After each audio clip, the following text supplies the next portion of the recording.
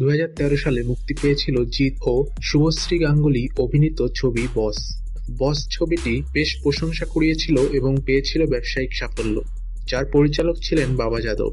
এবার নির্মাণ হতে যাচ্ছে এর সিকুয়েল বস 2, যার নায়িকা হিসেবে থাকবেন বাংলাদেশের নায়িকা নুসরাত ফারিয়া।